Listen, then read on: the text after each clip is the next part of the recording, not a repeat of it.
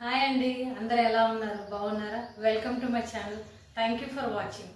చాలా రోజులైపోయింది నేను వీడియోస్ పెట్టక, గమనించారు కదా. సో ఈ మధ్య ఖాళీ కూడా లేకుండా అయిపోతుందండి, అందువల్ల పెట్టలేకపోతున్నాను.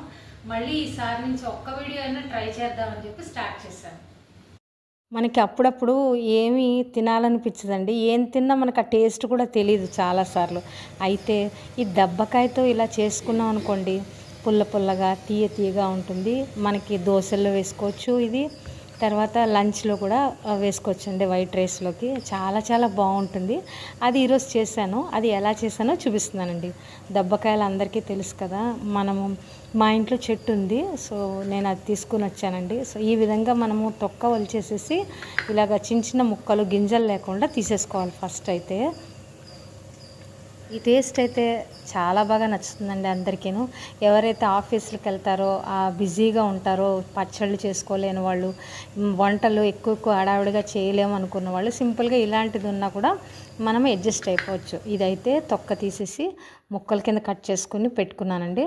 ఈ లోపల మనము స్టవ్ మీద ఇలా నూనె వేసేసుకుని, దాంట్లో మన ఇంట్లో అన్నీ ఉండేవేనండి, ఆవాలు, మెంతులు, ఎండుమిర్చి, ఇంగువ వేసి ఒకసారి ఫ్రై చేసేసుకోవాలి. ఇలా పొడి చేసి మనం ఇంట్లో పెట్టుకున్నాం అనుకోండి, పొడి ఏదైనా చేసుకున్నప్పుడు కూడా ఇవి వాడుకోవచ్చు చక్కగాను. సో ఈ విధంగా మా అమ్మగారు వాళ్ళు చేస్తూ ఉంటారండి ఇది. సో అలాగా బాగుంటుంది, ఇది సింపుల్గా అయిపోతుందండి, ఎక్కువ కష్టపడక్కర్లేదు. సో ఈ విధంగా ఫ్రై చేసేసుకున్నాక పక్కన పెట్టేసుకోవచ్చు. ఈ మధ్య అసలు వీడియోస్ పెట్టకపోవడం వల్ల చాలా గ్యాప్ వచ్చేసిందండి నాకైతే. ఈ బిజినెస్, ఈ పనులు, తర్వాత ఈ ఆర్డర్స్ చూసుకోవడము, ఇవి చేయడం వల్ల పెట్టలేకపోయాను. అయితే ఇది ఈ పొడి కింద చేసి పక్కన పెట్టేసుకున్నానండి ఫస్ట్. నెక్స్ట్ ఏంటంటే, ఒక గిన్నెలో ఇందులో వాటర్ వేసి పెట్టుకున్నాను. ఇందులో సాల్ట్, తర్వాత కొంచెం జాగిరి, పసుపు వేసి ఈ ముక్కలు కూడా వేసేసి ఉడకపెట్టేసాను. మీ అందరికీ తెలిసే ఉంటుంది కదండి నేను చేస్తున్న బిజినెస్, పొడులు, తర్వాత veg pickles, sweets, snacks. So చాలా బాగా అందరూ రిసీవ్ చేసుకుని చాలా మంచి ఆర్డర్స్ ఇస్తున్నారండి చక్కగాను. సో దానివల్ల నాకు చాలా హ్యాపీగా ఉంది. మీకు ఎవరికైనా కావాలన్నా కూడా తప్పకుండా మెసేజ్ చేయండి.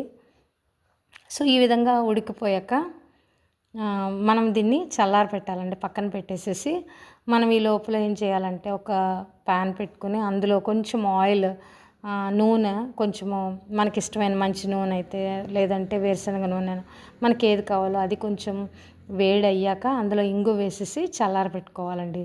ఇది చాలా బాగుంటుంది. మనం టిఫిన్స్లోకి కానీ, మనం రైస్లో కానీ వేసుకోవచ్చు. పూర్వం వాళ్ళు ఎక్కువ చేసుకునేవారు, ప్రజెంట్ అయితే తక్కువ చేసుకోవటం లేదు. పూర్వం వాళ్ళైతే ఎక్కువ రెగ్యులర్గా చేసుకునేవారు. సో ఇది వేడిగా అయింది కదా, పక్కన పెట్టేశానండి. ఇప్పుడు ఈ మిశ్రమం, ఈ ఉడికిన దాంట్లో, ఈ ముక్కల్లో ఇప్పుడు నేను మిక్సీలో వేసుకున్న పొడి వేసేసి కలిపేసానండి. ఆల్రెడీ మనం అన్నీ వేసేసాం కదా, ఇలా సింపుల్గా చేసుకోవచ్చు. సో ఈ విధంగా కలిపేసేసి దీంట్లో మనం ఇందాక నూనె వెచ్చిపెట్టుకున్నాం కదండి, అది వేసేసి కలిపేయడమే, అంతేనండి, సింపుల్గా అయిపోతుంది. తెలియని వాళ్ళు అంటూ ఉంటారు, ఒక్కొక్క చోట ఒక్కొక్కలా చేసుకుంటారేమో, బట్ మా ఇంట్లో మా అమ్మగారు వాళ్ళు ఇలా చేస్తూ ఉంటారు. సో ఇంకా ఆ రోజు టిఫిన్స్లో కానీ పచ్చడి చేయకుండా ఇదే తింటారండి.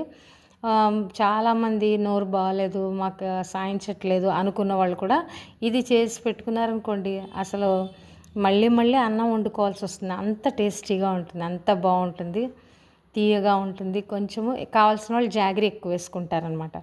సో కారం కారంగాను, చాలా పుల్లగాను బాగుంటుంది.